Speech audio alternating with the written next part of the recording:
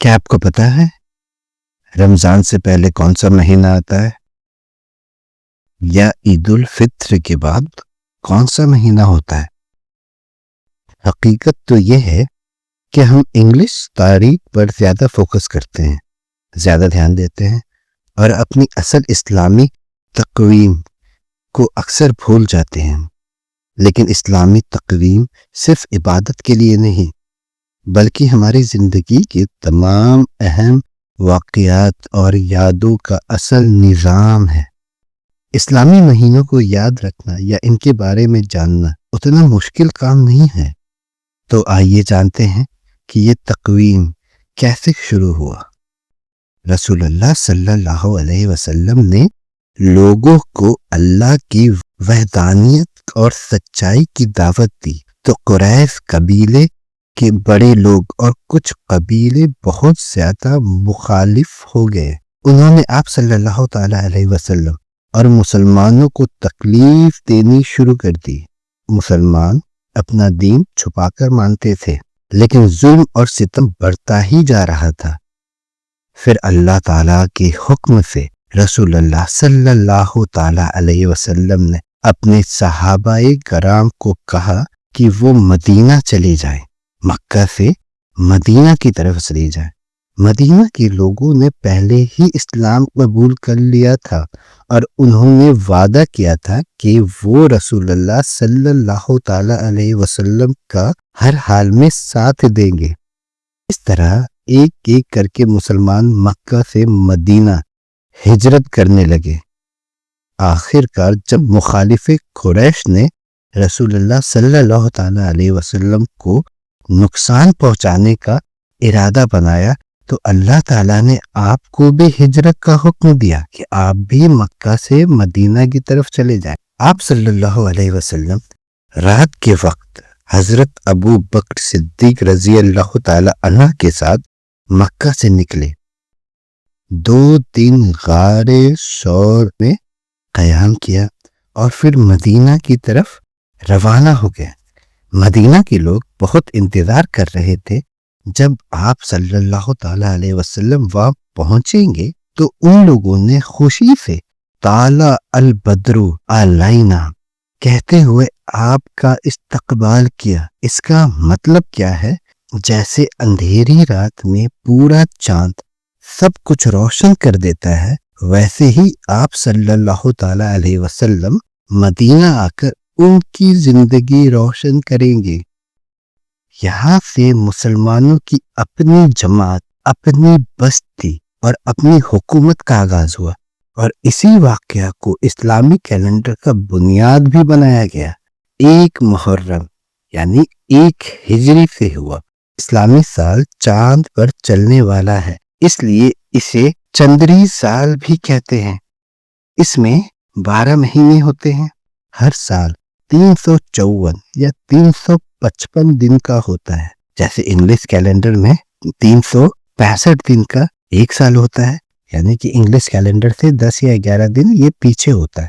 اب ہم اسے تفصیل سے سمجھتے ہیں۔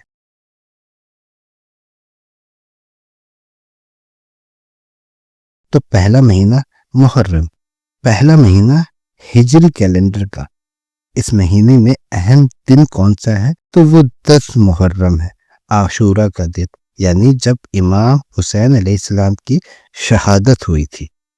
1 یا 2 روزے عاشورہ سے پہلے یا بعد رکھنا سنت ہے۔ حضرت محمد مصطفیٰ صلی اللہ تعالی علیہ وسلم نے اس روزے کو بہت فضیلت والا بتایا ہے۔ یہ مہینہ گناہوں سے دور رہنے اور نیکی کرنے کا مہینہ ہے۔ دوسرا مہینہ سفر، محرم کے ٹھیک بعد سفر کا مہینہ۔ اس مہینے میں کوئی بڑا فیسٹیول یعنی تہوار نہیں ہے، لیکن لوگ اپنی دعاؤں اور عبادت میں اضافہ کرتے ہیں۔ خاص طور پہ روزہ رکھنے کا ذکر نہیں ہے، لیکن جو چاہے رکھ سکتا ہے۔ یہ مہینہ بھی نیکی اور اللہ کی یاد کا ہے۔ تیسرا مہینہ ربیع الاول، اس میں اہم دن کون سا ہے اس مہینے میں؟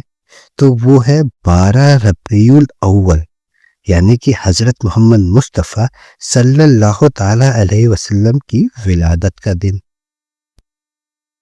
روزے رکھنے کا کوئی خاص حدیث نہیں ہے، لیکن عبادت اور صدقہ کرنا بہت اچھا ہے۔ یہ مہینہ حضرت محمد مصطفیٰ صلی اللہ تعالی علیہ وسلم کی زندگی اور ان کی تعلیم یاد کرنے کا ہے۔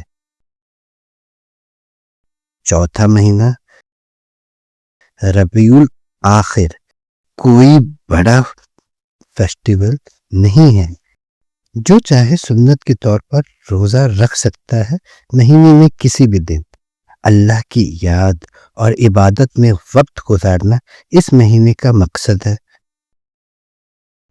پانچواں مہینہ جمادی الاول، اس میں بھی کوئی اہم فیسٹیول نہیں ہے، تہوار نہیں ہے۔ روزہ رکھنا ممکن ہے اگر دل چاہے، عبادت اور نیک کام کرنے کا وقت ہے۔ چھٹا مہینہ جمادی الاخر، اس مہینے بھی کوئی بڑا فیسٹیول نہیں ہے، سنت کے طور پر روزہ رکھ سکتے ہیں۔ اللہ کے قریب ہونے کا مہینہ ہے یہ، آپ اللہ سے قریب ہو سکتے ہیں، اس کے لیے آپ روزہ رکھیں، زکوٰۃ کریں، عبادت کریں جتنا ہو سکے۔ ساتواں مہینہ رجب، اسراء اور معراج یعنی کہ جب حضرت محمد مصطفیٰ صلی اللہ تعالی علیہ وسلم اس دنیا سے اللہ سے ملنے کے لیے ان کے پاس گئے تھے 7ویں آسمان پر، اس سفر کو معراج کا سفر کہا جاتا ہے۔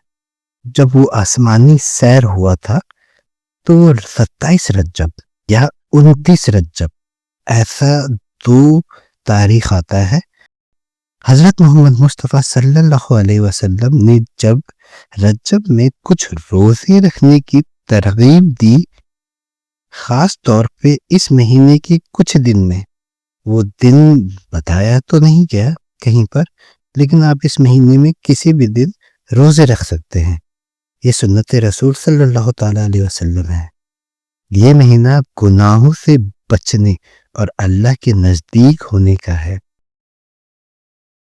8واں مہینہ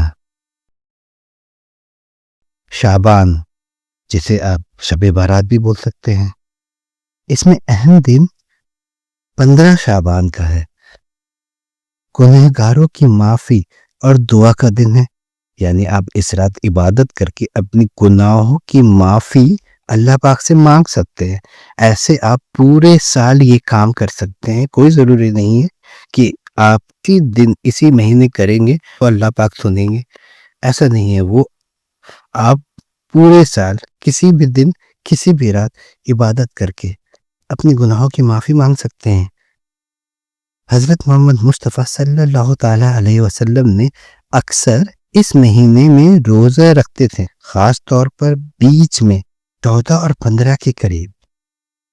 شعبان اللہ کی رضا حاصل کرنے اور رمضان کے لیے تیاری کا مہینہ ہے۔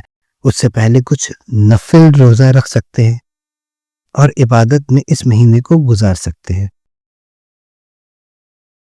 9واں مہینہ رمضان، اس کے بارے میں کسی مسلمان کو بتانے کی ضرورت نہیں، پھر بھی اس پورے مہینے روزہ رکھنا فرض ہے، یعنی ہر بالغ کو روزہ رکھنا ہی ہے۔ لیلۃ القدر، قرآن بھی اسی مہینے نازل ہوا اور اسے عبادت کی رات بھی بولتے ہیں۔ رمضان کی آخری 10 راتوں میں، یعنی کہ 20 رمضان سے 29 رمضان تک لیلۃ القدر کی رات ہوتی ہے۔ ان راتوں میں آپ عبادت کر سکتے ہیں اور کرنا ہی چاہیے، کیونکہ یہ ایسی برکت والی رات ہے جو تمام سال کی رات میں عبادت کرنے سے بہتر ہے۔ یہ مہینہ مسلمانوں کے لیے سب سے مقدس مہینہ ہے۔ روزہ، قرآن کی تلاوت اور دعا سب سے زیادہ فضیلت والا مہینہ ہے۔ یہ 10واں مہینہ سوال یعنی عید کا مہینہ. اس میں اہم دن کون سا ہے؟ تو عید الفطر، رمضان کے ختم ہونے پر عید کا دن سب سے افضل والا دن. عید والے دن کے بعد 6 روزے سوال میں رکھنا سنت ہے، فرض نہیں ہے، سنت ہے، رکھ سکتے ہیں آپ، بہت ہی افضل ہے یہ. حضور پاک صلی اللہ تعالی علیہ وسلم بھی کثرت سے رکھا کرتے تھے. یہ مہینہ اللہ کی شکریہ ادا کرنے اور نیک عمل کرنے کا ہے. 11واں مہینہ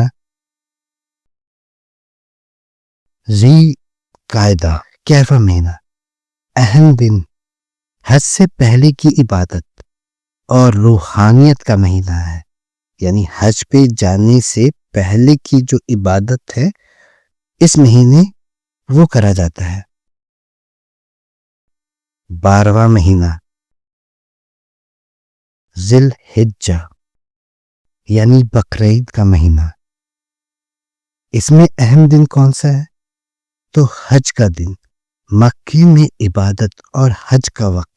عید سے پہلے 9 دن کا روزہ رکھنا فضیلت والا ہے. یہ مہینہ اللہ کی قربانی اور عبادت کا سب سے زیادہ مقبول وقت ہے. اگر آپ کو یہ ویڈیو پسند آیا یا آپ کو کچھ اہم جانکاریاں ملی تو چینل کو سبسکرائب کریں، ویڈیو کو لائک کریں، کمنٹ کریں اور شیئر کریں. اللہ حافظ.